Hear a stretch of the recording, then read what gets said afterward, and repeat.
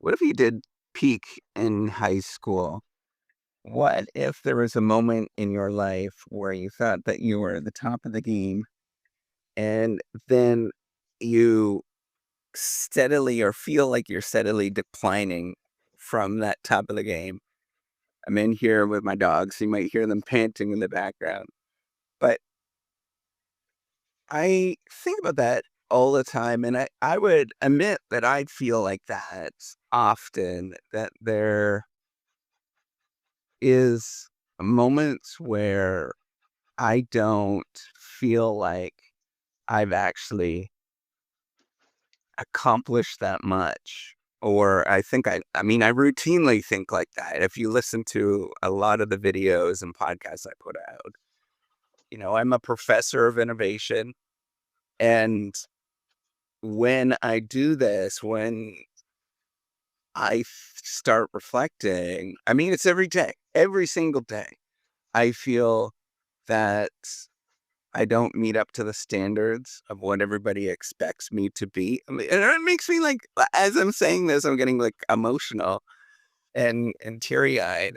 I feel that, that I need to hear, um, I need to hear like, you're doing okay every day. I need to hear that sort of reassurance, but I hear it but I don't hear it, right? Like, I think that is it's very, very typical, I think, for a lot of us is that, um,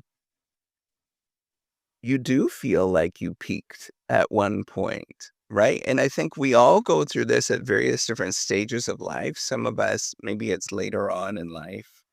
Um, some of us are in high school, but, the thing is I think acknowledging it is part of letting out a lot of the stigma that's associated with it. I think that there's, two things that we can do, right? The first one is just actively talk about it and talk about these experiences. If you can't, it's got this like weight over you that really pulls you down. And you know what? There's a lot of people that I'm never gonna tell this to in a public way. They might listen to this, but I'm never gonna tell them because I know that they are going to take advantage of that, right? I know that there's many people that take advantage of that kind of stuff, that's your vulnerability. So they might listen to this, but I'm never gonna talk to them in their face because I don't trust them, right? But openly talking about this to the one or two people that you might trust in life, maybe it's only one person, maybe it's just yourself where you just simply admit, yeah, you know what? There are moments where things were a lot more optimistic, I guess, in my life, and I have to figure out how to deal with that. I think like admitting it is an incredibly important thing to just reflect on that, but not in the sense that you're going to dwell on that, but just realize that that is an emotion. Right? If you can think of separate beliefs, right? How you think about things, emotions, and actions or behaviors, and you separate those three things, they all do different things, right? The I like to say, if you want to understand how people feel and believe, see what they actually do, right? And you'll find out that they totally, they say things, but they don't do things, right? Like people are just so full of crap. um, they don't do the things that they actually say. So don't take people's, their beliefs or what they say, um, and in any sort of real sense. But just and voicing and talking about these things sometimes is really, really good. And acknowledging that it's just a feeling, right? Like it's just this behavioral, or it's just this response that you get a- as a as a response to deal with the world around you, right? And we have, whether you believe in evolution or not, I don't know, but our bodies have this response that have changed or have adapted over time that gives us these feelings, right? And if you just take like a very crude understanding with what they actually are, you kind of, it takes a lot of the, all of this sort of stuff that's wrapped up in your mind away from them, and you can acknowledge it, right? Like you can actually acknowledge the fact that you're having these feelings without it being like, yeah, it's not really killing me to have these feelings. Now, the other thing is to remember is that life is continuously changing for us, right? Until we die, right? And that is a moment of life. Um, it's continuously changing for us. And we can lead this change and pick and choose what you're going to change. And that fear that we often have that's deeply part of us, we all have this sort of fears of the world. If you simply just say, I can tackle this today, that is better than what it was yesterday, right? Like, and I think really internalizing this and saying, I can actually tackle this today. Why am I so scared of any of this stuff? And why am I so scared of that person in the past, right? That person that, may be judging you, and could likely be yourself, your own thoughts that is judging you and saying, you should have been farther along. And remember, all of that stuff that you're feeling, it is some asshole in your life that has told you that at some point, whether it was a parent, whether it was a colleague, um, whatever, right? And they completely don't understand who you actually are. And they're missing the point of who you actually are.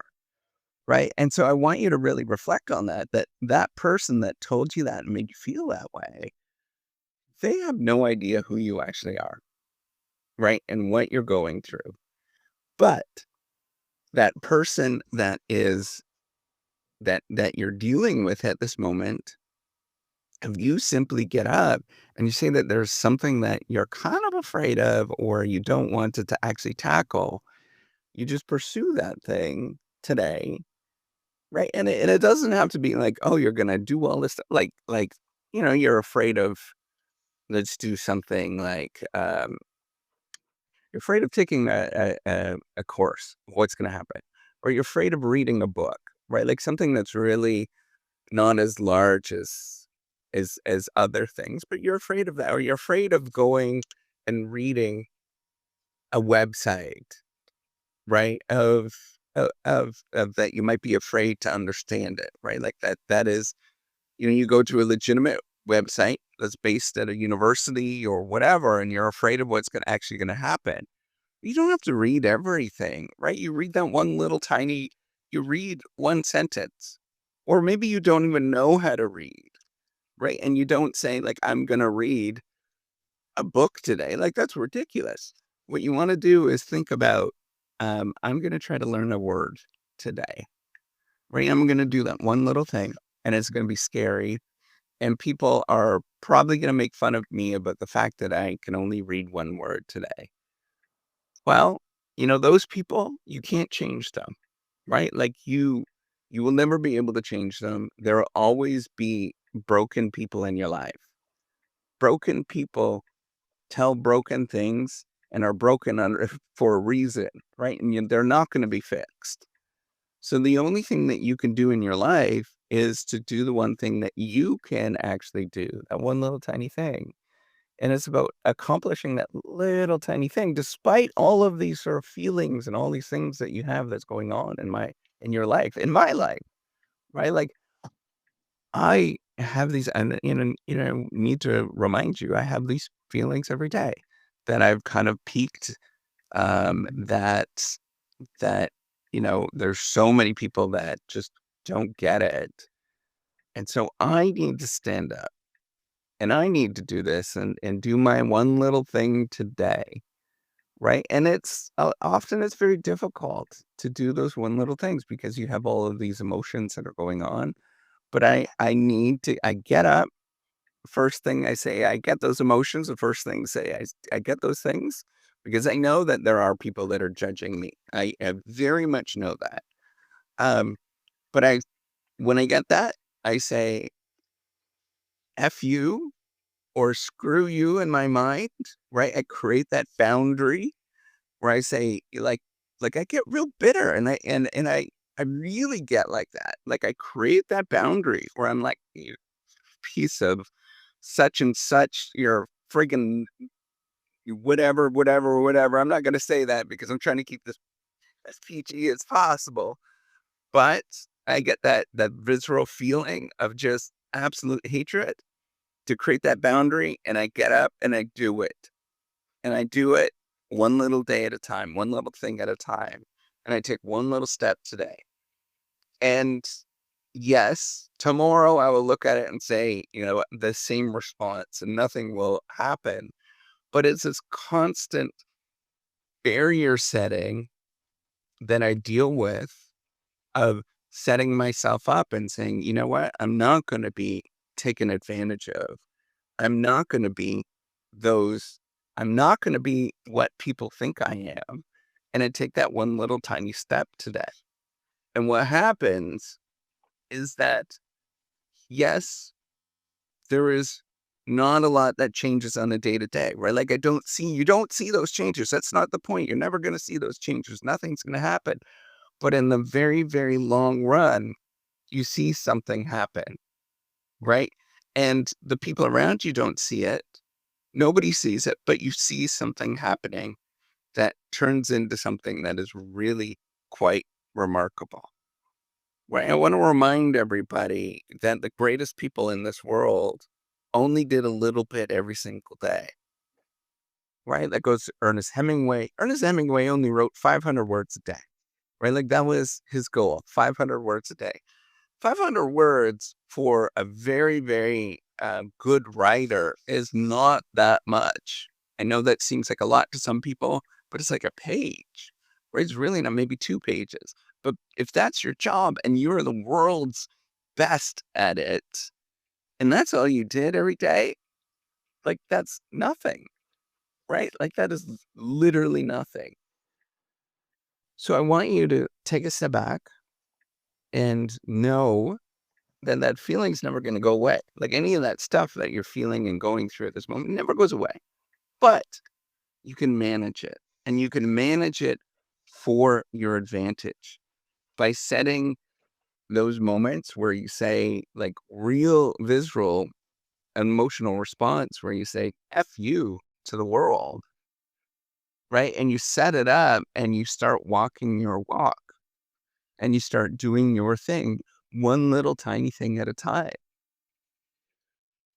And you'll have to know that there's going to be lots of people that are never going to respect you, right? I think, and I know that so people are going to get upset with me, but there are some good politicians out there, right? And it doesn't matter what you say and do. There's people that actually hate you, vividly hate you as a politician, right? Like with all of the respect, all that kind of stuff, it's just out the window. People want to spit on you and all that kind of stuff. But you got to get up and you got to do this and you have to stand up and take charge, right? I think about that as like these people actually do take charge. And so how do you do that? You get that visceral barrier where you say that I'm friggin' good enough.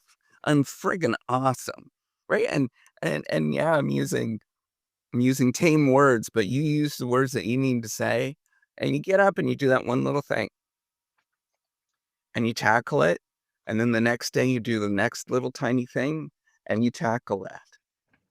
And then that's how you actually make progress, right? And your feelings of that I'm stuck in high school and that I'm actually going downhill from high school or I'm going downhill from some moment in your life are never going to go away. But you manage it in such a way that it gives you power, right? I think about these, like there's people that are highly suppressed in life, like highly suppressed, right? And I'm not going to name any of them because people might get mad. Um, but how do they deal with this? They turn it into their power, right? They reverse it and it becomes the cool thing. So right now you're thinking about what you're dealing with. You saw these very strong emotions that you're dealing with is something that's negative. It's not, right? You can harness it and power it so that you can take advantage of it. That's all I wanted to say. Tell the world F you today. Tell the world that you're going to get up and you're going to do this. And yeah, you might feel like you are stuck in high school or you peaked in high school, but you continue to move forward with your actions and thoughts. Take care.